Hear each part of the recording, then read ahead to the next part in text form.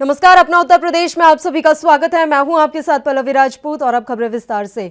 देश में कोरोना महामारी का दौर अपने चरम पर है। वहीं इस वायरस की वजह से पूरे देश में लॉकडाउन की स्थिति बनी हुई है। हालांकि पिछले कुछ महीनों से जब से देश में लॉकडाउन लागू हुआ है, प्रवासी मजदूरों के भी पलायन की खबरें सामने आई हैं। बहरहाल, इस बीच लॉकडाउन में दूसरे राज्यों में फंसे यूपी के श्रमिकों की वापसी के लिए योगी सरकार लगातार कारगर कदम उठा रही है। अधिकारियों से बातचीत के दौरान योगी ने कहा कि मजदूरों की वापसी के लिए निःशुल्क ट्रेनों की व्यवस्था कराई जाए। बता दें कि टीम 11 की बैठक में सीएम योगी ने अधिकारियों को ये दिशा निर्देश जारी किए हैं। बैठक के दौरान सीएम योगी ने कहा कि अस्पतालों में PPE kit, N95 mask, triple layer mask, gloves, sanitiser के साथ साथ स्ट्रेचर और व्हील चेयर की भी पर्याप्त उपलब्धता सुनिश्चित की जाए। साथ ही चिकित्सा कर्मियों को वेंटिलेटर के संचालन के लिए प्रशिक्षण भी दिया जाए।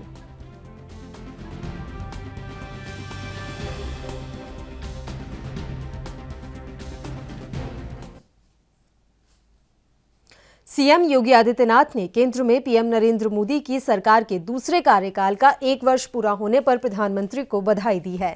साथ ही उन्होंने कहा कि 2014 में प्रधानमंत्री मोदी ने देश को एक मंत्र दिया था, सबका साथ सबका विकास। पहले 5 वर्ष का कार्यकाल भारत को दुनिया की एक आर्थिक महाशक्ति के रूप में स्थापित करने की आधारशिला के रूप में जाना जाएगा। भारतीय जनता पार्टी नेतृत्व की केंद्र सरकार के सफलतम 6 वर्ष का कार्यकाल, यानी द्वितीय वर्ष का पहला वर्ष का कार्यकाल आज पूरा हो रहा है। मैं इसके लिए आदरणीय प्रधानमंत्री नरेंद्र मोदी जी का, पूरे केंद्रीय कैबिनेट का हृदय से अभिनंदन करता हूं और देश के भारतीय जनता पार्टी के कोटि कोटि कार्यकर्ताओं को हृदय से बधाई देता हूं। 1 वर्ष का यह कार्यकाल, द्वितीय पारी का प्रथम वर्ष का यह कार्यकाल ऐतिहासिक उपलब्धियों से भरा पड़ा रहा है। 2014 में आदरणीय प्रधानमंत्री मोदी जी ने इस देश को एक मंत्र दिया था, सबका साथ और सबके विकास का। उनके सरकार का द्वितीय कार्यकाल का मंत्र सबका साथ, सबका विकास और सबके विश्वास का एक प्रतीक बना है। पहले 5 वर्ष का कार्यकाल भारत को दुनिया की एक आर्थिक महाशक्ति के रूप में स्थापित करने की आधारशिला के रूप में जाना जाएगा। तो द्वितीय कार्यकाल का ये पहला वर्ष उन ऐतिहासिक उपलब्धियों के लिए जाना जाएगा जिसकी वर्षों से, दशकों से, सदियों से प्रत्येक भारतीय जनमानस में अभिलाषा थी। एक ऐसा भारत जो एक भारत हो और श्रेष्ठ भारत हो। केंद्र में नरेंद्र मोदी सरकार की दूसरी पारी का आज 1 साल पूरा हो गया है, जिसे लेकर कांग्रेस नेता प्रमोद तिवारी ने सरकार पर जमकर निशाना साधा है। देखिए, मैं ये कह सकता हूं कि मोदी सरकार 3 मोर्चे पर पूरी तरह असफल रही। आर्थिक मोर्चे पर आज जीडीपी की दर लोएस्ट है, सबसे कम है और हमारा रुपया दुनिया के बाजार में बहुत। प्रधानमंत्री नरेंद्र मोदी के दूसरे कार्यकाल की शुरुआत आज के ही दिन ठीक 1 साल पहले शुरू हुई थी, जिसे लेकर प्रदेश सरकार में कानून मंत्री बृजेश पाठक ने क्या कुछ कहा, आइए आपको सुनाते हैं। इन 1 वर्ष में मुझे लगता है कि सर्वाधिक काम हुआ है। चाहे धारा 370 को हम लें या जो नागरिकता संशोधन अधिनियम है उसको याद करें। सबसे बड़ा काम प्रभु श्री राम का भव्य मंदिर का निर्माण शुरू हुआ है। प्रधानमंत्री आवास योजना में ऐतिहासिक स्थान उत्तर प्रदेश ने हासिल किया है। ऐसे कार्यों का उत्तर प्रदेश की जनता, देश की जनता सैकड़ों वर्षों से इंतजार कर रही थी, लेकिन आदरणीय प्रधानमंत्री नरेंद्र मोदी जी ने मात्र 1 वर्ष में ही इतने बड़े बड़े काम किए हैं कि इतिहास में दर्ज हो गया है। प्रभु राम का मंदिर बनने के लिए सैकड़ों वर्षों से संघर्ष हो रहा था। धारा 370 के लिए आज़ादी के बाद से ही लड़ाई जारी थी। लोगों के मन में था कि इसे हटाना है, लेकिन एक झटके में हटाने का काम किया।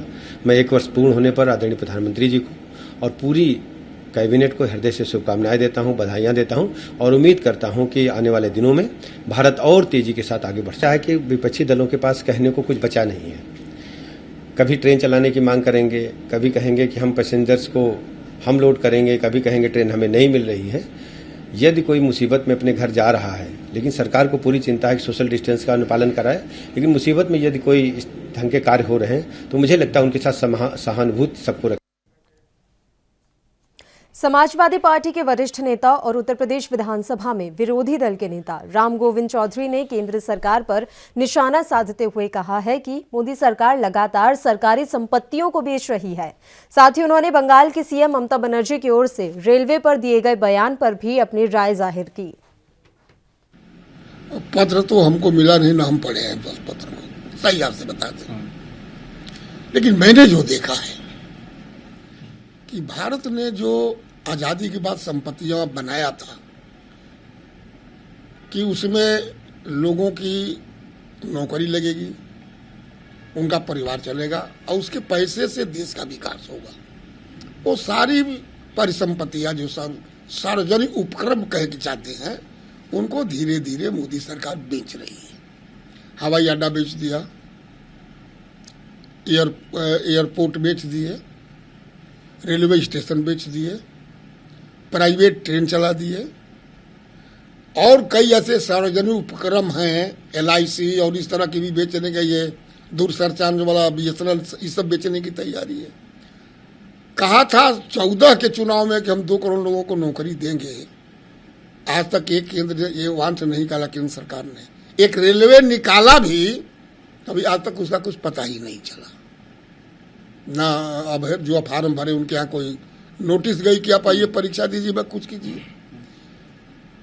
और बेरोजगारी इनके जमाने में 45 वर्षों से 45 वर्ष में जितनी बेरोजगारी इस देश में नहीं हुई, उससे अधिक इनके कार्यकाल में बेरोजगारी उत्पन्न हो गई, लॉकडाउन के पहले। अब वो क्या कही है ये तो मैं सुना नहीं हूं, अगर इतना मैं जान रहा हूं कि ट्रेनों में लोग भूख के मारे मर रहे हैं। ट्रेन से उतरने पर प्लेटफार्म पर लोग दम तोड़ दे रहे हैं। ट्रेन के में चलने वाले श्रमिक भाई कह रहे हैं कि ना खाना मिल रहा है ना पानी मिल रहा है। स्टेशन पर उतर करके पानी लूट ले रहे हैं, भोजन लूट ले रहे हैं। अगर आप खाना लेके गए तो एक पैकेट पर 10 लूज के छोड़ा चिड़िया कर रहे हैं और रेलवे कह रहे कि हम भोजन दे रहे हैं और आवश्यकता से अधिक भोजन दे रहे हैं। अब इसमें क्या सही है? श्रमिक सही है कि सरकार सही है कि रेलवे सही है? भगवान मालिक है। मोदी सरकार के दूसरे कार्यकाल का 1 साल पूरा हो गया है, जिसे लेकर विपक्ष तमाम सवाल अब सरकार पर दाग रहा है। प्रदेश की कांग्रेस विधानमंडल दल की नेता आराधना मिश्रा ने कहा कि इस समय देश आर्थिक संकट से जूझ रहा है। इसके अलावा उन्होंने और क्या कुछ कहा है, आइए आपको सुनाते हैं। देखिए, इसी से समझ में आ जाता है कि जो प्रधानमंत्री जी हर हफ्ते मन की बात किया करते थे, छोटी छोटी उपलब्धियों पर जनता को संबोधित किया करते थे, आज उन प्रधानमंत्री के पास जनता का सामना करने के लिए कुछ नहीं बचा है। इसलिए पत्र के माध्यम से उन्होंने संबोधित किया है, प्रधानमंत्री जी सामने आइए, जनता को संबोधित करिए, जनता के सवालों का जवाब दीजिए, जनता की उम्मीदें जो हैं उसको पूरा करने के लिए आपकी क्या रणनीति है, ये जनता को बताइए। ये जो GDP आज है 3 की, ये पिछले 1 दशक में सबसे कम की गई GDP है। और ये इसका कारण केवल कोरोना संक्रमण नहीं रहा है, ये देश की जो आर्थिक नीतियां रही हैं, जो विफलताएं रही हैं, आज वो वजह है कि आज हमारी GDP इस पायदान पे पहुंच गई है। और लगातार सचेत भी करते रहा है विपक्ष, कांग्रेस पार्टी ने भी सचेत किया, सुझाव भी दिए, पर सरकार ने अपने अहंकार में इन सुझावों को नहीं माना और उन्हीं वजह से आज हमारी GDP हम एक बहुत बड़े आर्थिक संकट की तरफ भारत देश बढ़ रहा है। मैं इस बात से पूरी तरह से सहमत हूं कि जो विफलता भारतीय रेल की रही है, जो उन्होंने प्लानिंग करी थी, वो पूरी तरह से फेल हो गई। एक तरफ सोशल डिस्टेंसिंग की धज्जियां उड़ रही, हम सब देख रहे हैं कि जिस तरह से उनको भर करके श्रमिकों को अमानवीय परिस्थितियों में उनके राज्यों में भेजा जा रहा है। दूसरी तरफ हमने देखा कि पहली बार भूख से भारतीय रेल में लगभग 8 से 10 मौतें अभी तक हो चुकी हैं, रिपोर्टेड है। और मौत इस वजह से हुई क्योंकि उनको खाना नहीं मिला, उन्हें पानी नहीं मिला। एक हृदय विदारक दृश्य हमने देखा कि कैसे एक महिला जो गुजरात से बिहार जा रही थी, उसकी मौत हो जाती है और उसका एक छोटा सा अबोध बच्चा उसके शव के पास अटखेलियां करता है, क्योंकि उसको पता भी नहीं कि उसकी मां की मौत हो चुकी है। तो ये संवेदनहीनता है सरकार की। पूरी तरह से भारतीय रेल और भारत सरकार का जो सबसे बड़ा उपक्रम है वो इस त्रासदी को की रणनीति में पूरी तरह से असर। समाजवादी पार्टी के नेता अनुराग भदौरिया ने मोदी सरकार पर आरोप लगाते हुए कहा है कि मोदी सरकार सिर्फ कुछ लोगों के लिए ही काम कर रही है। देखिए, जैसा पहला टेन्योर उन्होंने किया था कि दिया कुछ नहीं जनता को, सिर्फ जुमलेबाजी दी कि हम आएंगे 2 करोड़ लोगों को रोजगार देंगे प्रत्येक साल के हिसाब से कम 5 साल में 10 करोड़ लोगों को रोजगार मिलना चाहिए था। कहीं कुछ नहीं, जो रोजगार था लोगों का वो भी चला गया। उसी तरह से उससे भी खराब ये साल जा रहा है। किस मुसीबत से हम लोग गुजर रहे हैं। कभी आप सोच सकते थे कि जो सपने इन्होंने दिए थे कि पूरे देश का हर व्यक्ति मेरा है, यही तो प्रधानमंत्री जी कहते थे, पूरे देश का एक एक व्यक्ति की जिम्मेदारी मेरी है। आज गरीब किसान रोड पे बेचारा गरीब मजदूर भटकता रहा और 19,000 ट्रेनें खड़ी रहीं और बेचारे कितने रोडों पे चलते चलते कोई साइकिल से चल रहा है, कोई पैदल चल रहा है, पाँव में छाले पड़ गए और प्रधानमंत्री जी के मुंह से एक शब्द नहीं निकला गरीब मजदूरों के बारे में। तो मुझे लगता है कि इतनी संवेदनहीन सरकार हो सकती है, इसका अंदाजा तो उन्होंने भी नहीं लगाया होगा जिन्होंने वोट दिया था। आज वो भी एहसास कर रहे हैं इस सरकार ने कुछ नहीं किया, सिर्फ और सिर्फ बातें करती है, कुछ विशेष वर्ग के लोगों के लिए काम कर रही है सरकार। उत्तर प्रदेश के प्रधान सचिव अमित मोहन प्रसाद ने प्रदेश में कोरोना की स्थिति को लेकर जानकारी साझा की है। इस समय आइसोलेशन वार्ड्स में 2,936 लोग रखे गए हैं जिनका उपचार चल रहा है और क्वारंटाइन फैसिलिटी में इस समय 9,556 लोगों को रखा गया है। पूल टेस्टिंग के माध्यम से हम लगातार टेस्ट करके अपनी हम जो टेस्टिंग क्षमता है उसको हमने बढ़ाया है और कल भी 5-5 सैंपल के 667 पूल लगाए गए 667 और 10-10 सैंपल के 55 पूल लगाए गए। 5 सैंपल वाले जो पूल थे उसमें 667 में से 102 में पॉजिटिविटी पाई गई और 10-10 सैंपल के जो पूल थे 55 उनमें से 8 में पॉजिटिविटी पाई गई। आरोग्य सेतु ऐप का हम लगातार निरंतर हम उपयोग कर रहे हैं और अब तक हम अपने स्टेट कंट्रोल रूम से 44,079 लोगों को हम फोन कर चुके हैं। जिन्हें भी अलर्ट जारी होता है आरोग्य सेतु से वो सूचना हमारे पास प्राप्त हो जाती है और फिर हमारे स्टेट कंट्रोल रूम से उन सभी लोगों को फ़ोन करके उनका हालचाल पूछा जाता है। इसके अलावे हम जिलों में भी ये सूचना उपलब्ध कराते हैं और जिले से भी उनका हालचाल पूछा जाता है। 44,079 लोगों में से 114 लोगों ने ये बताया है कि वो इस समय संक्रमित हैं और उनका इलाज चल रहा है। 51 लोगों ने बताया कि उनका इलाज हो चुका, वो अब डिसइंफेक्ट होने के बाद वो अपने घर वापस जा चुके हैं और 1,322 लोग वर्तमान में क्वारंटाइन फैसिलिटी। जम्मू कश्मीर में सुरक्षा बलों ने बड़ी सफलता हासिल की है। सुरक्षा बलों ने 2 आतंकियों को मार गिराया है, जिसे लेकर भारतीय रक्षा एक्सपर्ट एसपी सिन्हा ने क्या कुछ कहा, आइए आपको सुनाते हैं। पाकिस्तान के भेजे हुए 2 आतंकी वपोरा और कुलगाम जम्मू एंड कश्मीर में मारे गए हैं। सबसे पहले तो मैं भारतीय सेना को बधाई देना चाहता हूं, सुरक्षा बलों को बधाई देना चाहता हूं कि उन्होंने बहुत अच्छा काम किया है। लेकिन देखिए कि 1947 से लेकर अभी तक ये रूटीन बन गया है, पाकिस्तान आतंकवादियों को भेजता है और जम्मू एंड कश्मीर और पूरे हिंदुस्तान में आतंक फैलाता है। इसका उत्तर क्या है, इसका उपाय क्या है? मेरी अपनी सोच है कि जब तक कॉस्ट बेनिफिट एनालिसिस पाकिस्तान के मन में नहीं बैठ जाए कि आतंकवाद भेजना हिंदुस्तान में उसके हित में नहीं है, तब तक पाकिस्तान ऐसी हरकत करता रहेगा। तो इसका पाकिस्तान को सबक सिखाने के कई तरीके हैं। एक तो ये कि LOC के अक्रॉस, उस पार पाकिस्तान के साइड में हम लोग को अपना हैवी आर्टिलरी इस्तेमाल करके उनको क्षेत्रों को भी बर्बाद करने की कोशिश करनी चाहिए, जहां रफली अप्रॉक्सीमेटली 76 लॉन्च पैड्स हैं पाकिस्तान का। दूसरी बात है कि बालाकोट के बाद भी पाकिस्तान ने अपने सोच में, व्यवहार में बदलाव नहीं लाया है। इसका मतलब ये देश जो है सुधरने वाला नहीं है। हम लोग को कुछ सर्जिकल स्ट्राइक या कुछ इस तरह की कार्रवाई करनी चाहिए जिसमें सरप्राइज़ हो, ताकि मुजफ्फराबाद और कोटली जो ट्रेनिंग सेंटर्स है आतंकवादियों का, जो पाकिस्तान आर्मी चलाती है, उसको हम पूरी तरह से ध्वस्त कर दें। इन दिनों बिजनौर में मारपीट का एक वीडियो सोशल मीडिया पर खूब वायरल हो रहा है। ये वीडियो बिजनौर से सटे बेगवाला इलाके का है। दरअसल 2 दिन पहले खेत में चारे को लेकर बच्चों में मामूली विवाद हो गया था, लेकिन विवाद इतना बढ़ गया कि उनके परिजनों तक पहुंच गया और इसके बाद दोनों पक्षों में लाठी डंडे और पथराव हुआ। झगड़े में दोनों पक्षों के कई लोग घायल हो गए, जिसकी सूचना पुलिस को दी गई।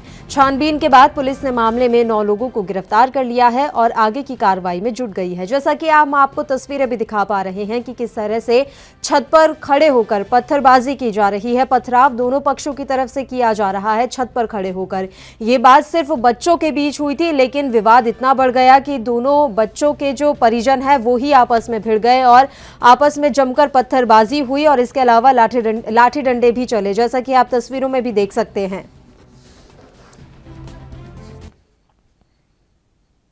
कोविड-19 के चलते लॉकडाउन में सबसे बड़ा असर पड़ा है। बता दें कि प्रदेश के मुखिया ने श्रमिकों के लिए रोजगार उपलब्ध कराने के लिए मनरेगा के तहत कई तरीके से कार्य करा रहे हैं, जिसमें ग्राम प्रधान उनके सभी उम्मीदों पर कालिक पोतने में लगे हुए हैं। ताजा मामला सीतापुर के मिश्रिक ब्लॉक क्षेत्र रामपुर थोड़ा का है, जहां पर मनरेगा तहत बंधा बनाने के लिए सरकार ने ग्राम प्रधान को रोजगार दिया, जिसमें श्रमिकों को लगाकर उनकी रोजी रोटी चलती रहे। लेकिन ग्राम प्रधान की ओर से अपने चहेतों को लगाकर श्रमिकों को भगा दिया गया, जिससे श्रमिक आज भूखे पेट रहने को मजबूर हो रहे हैं। वहीं ग्रामीणों ने बताया कि ग्राम प्रधान काफी दबंग है और अपने ही लोगों को लगाकर काम करवा रहा है। ग्राम पंचायत में काफी भ्रष्टाचार भी हुआ है, जिसकी अभी तक कोई भी जांच नहीं की गई है। कोरोना वायरस पूरे देश से लगा के विदेशों तक चल रहा है। उसी क्रम में उत्तर प्रदेश के मुख्यमंत्री योगी आदित्यनाथ ने श्रमिकों के लिए बसें चलाई, ट्रेनें चलाई और श्रमिकों के लिए रोजगार भी उपलब्ध कराया। मगर कहीं ना कहीं ग्राम प्रधान द्वारा जो है ऐसा घोटाला सामने आ रहा है, जहां पे ग्राम प्रधान ने किसी भी श्रमिक को एक भी कार्य में नहीं लगाया है। अपने ही चाहितों को, अपने रिश्तेदारों को उसी में लगाया है। हमारे साथ में कुछ श्रमिक मौजूद हैं यहाँ पे, उनसे मैं पूछता हूँ क्या ऐसा हकीकत में है। क्या नाम है भाई साहब? हमारा नाम धर्मेंद्र सिंह है। क्या यहाँ पे जो बंधा बनाया जा रहा है, क्या आपको वर्क दिया गया है? जी नहीं, हमें उसमें कोई भी कार्य नहीं। आपने प्रधान से एक बार भी कहा है? जी, प्रधान के पास हम लोग गए तो वहाँ घर पे हमें प्रधान मिलते ही नहीं है, अक्सर करके यही हुआ। जी, तो क्या आप किसी भी अधिकारी को, कर्मचारी को अवगत कराया है कि हमको काम दिया जाए? जी, अब हमारे आस पड़ोस में, हम तो बाहर से आए हैं, तो हमारे जो एरिया के बॉर्डर हैं वो कहाँ से आप आए हैं? हम आए हैं Delhi, out of state Haryana से। तो आपको कोई भी कार्य नहीं दिया? कोई भी कार्य निश्चित। तो आपका खर्चा कैसे चल रहा है? खर्चा ये है, जैसे सेठानी जी बैठी, इनके घर पे गए हम कि कोई हमें गन्ने की निराई गुड़ाई या कोई काम आज दिलवा दीजिए, तो इन्होंने कहा ठीक है चलिए 1-2 दिन के लिए हम काम दिलवा देते हैं। तो वहाँ पे गए, खेत में काम किए, तो 100-200 जो भी रुपया मिला आजकल, तो उसी से हम आटा दाल लेके अपनी रोटी खा रहे हैं। आप कहाँ से भैया? हाँ, हम दिल्ली से आए। आपको भी वर्क नहीं दिया? नहीं, हमको भी वर्क नहीं दिया। ऐसा क्यों ग्राम प्रधान बना रहे हैं? ग्राम ज़्यादा इसलिए यही बना रहे हैं कि अपने जो पार्टी या जो बोलते हैं वही अपने बंदे काम करवाते हैं, 35 लोगों से ज़्यादा काम नहीं करवा रहे हैं। कितने दिनों से आप काम चल रहा है? यहाँ पे काम चल रहा है, वही हो गया है 14-15 दिन, 17-18 दिन हो गए काम चलते हैं। आप देख सकते हैं जो दिल्ली से, हरियाणा से और काफी दूर दूर से श्रमिक यहाँ पे आए हैं, उनको वर्क नहीं दिया जा रहा है। अपने चहितों को और अपने ही ग्राम पंचायत के जो पहले से यहाँ पे वर्क करते थे उन्हीं को कार्य दिया जा रहा है।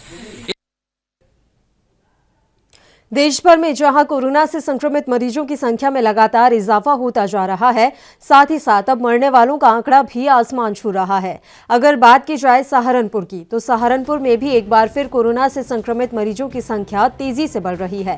ताजा रिपोर्ट में कोरोना संक्रमण के 8 और नए मामले सामने आए, जिससे अब सहारनपुर में कोरोना से संक्रमित मरीजों की संख्या 234 हो गई है। वहीं अभी तक सहारनपुर से 201 लोग ठीक होकर अपने घरों को जा चुके हैं। आपको बता दें कि पिछले कई दिनों से सहारनपुर में कोरोना से संक्रमित मरीजों की संख्या बढ़ रही है।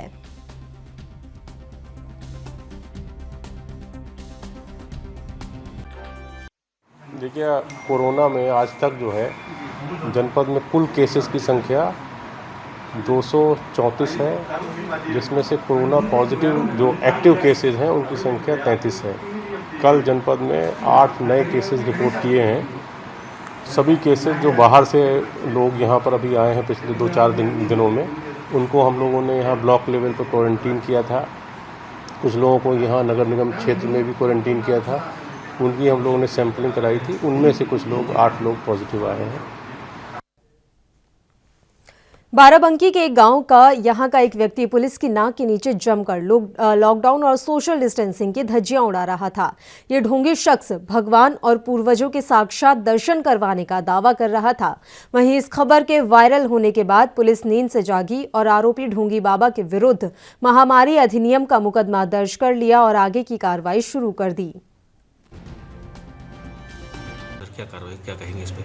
देखिए, ये जैसे ही पुलिस को जानकारी मिली कि सैदपुर रोरई गांव में इस प्रकार का एक जमावड़ा जिसमें 150-200 लोग जमा थे, एक पूर्व प्रधान है गांव का और उसके सहयोगी हैं जिन्होंने ये आयोजन किया था, तत्काल पुलिस ने मौके पर पहुंचकर जो वीडियोग्राफी कराई है और उसके अलावा 188 और आईपीसी के अन्य धाराओं तथा महामारी अधिनियम के अंतर्गत मुकदमा पंजीकृत किया है। पुलिस ने अपनी ओर से तत्परता से कार्रवाई पूर्ण की है। आगे विधिक कार्रवाई व्यवस्था के दौरान पूर्ण की जाएगी। कोई गिरफ्तारी की गई सर? नहीं, अभी गिरफ्तारी। शामली से एक बड़ी खबर सामने आई है। यहां एक गरीब का आशियाना अचानक गिर गया, जिसमें घर में सो रहे 4 सदस्य नीचे दब गए। शोरगुल सुनने के बाद गांव वालों ने आकर चारों को मलबे से बाहर निकाला। वहीं चारों सदस्यों को गंभीर चोटें आई हैं। फिलहाल ग्रामीणों ने सरकार से इस गरीब परिवार को मदद देने की गुहार लगाई है। जैसा कि आप तस्वीरों में भी देख पा रहे हैं कि अचानक से ये घर जो है भरभरा कर गिर गया और जो 4 सदस्य सो रहे थे वो इस मलबे में दब गए। शोरगुल सुनने के बाद गाँव वाले मौके पर पहुंचे और चारों सदस्यों को इस मलबे से बाहर निकाला। वहीं बताया जा रहा है कि चारों सदस्यों को गंभीर चोटें आई हैं। फिलहाल जो स्थानीय हैं, जो ग्रामीण हैं, उन्होंने सरकार से इस गरीब परिवार को मदद देने की गुहार लगाई है।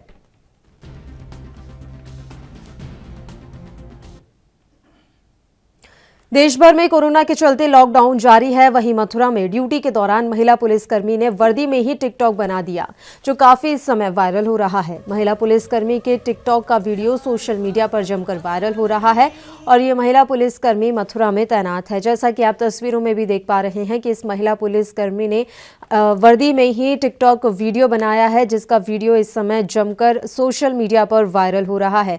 महिला पुलिसकर्मी के टिकटॉक का वीडियो काफी वायरल हो रहा है और ये बताया जा रहा है कि ये महिला पुलिसकर्मी मथुरा में तैनात है।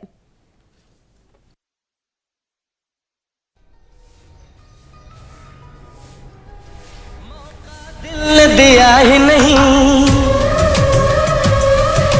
प्यार हुआ कब पता नहीं।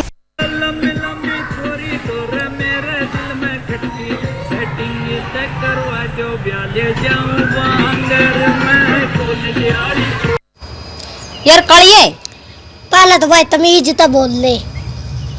कालिए जी पार इन हाई स्पीड कार मीडिया में चर्चे, मारी गाड़ी टॉप गेर बाबा बोलेगी से मेहर कती। और अपना उत्तर प्रदेश में फिलहाल के लिए इतना ही। मुझे दीजिए इजाजत। देश प्रदेश के तमाम ताजा खबरों के लिए आप बने रहिए हमारे साथ। नमस्कार।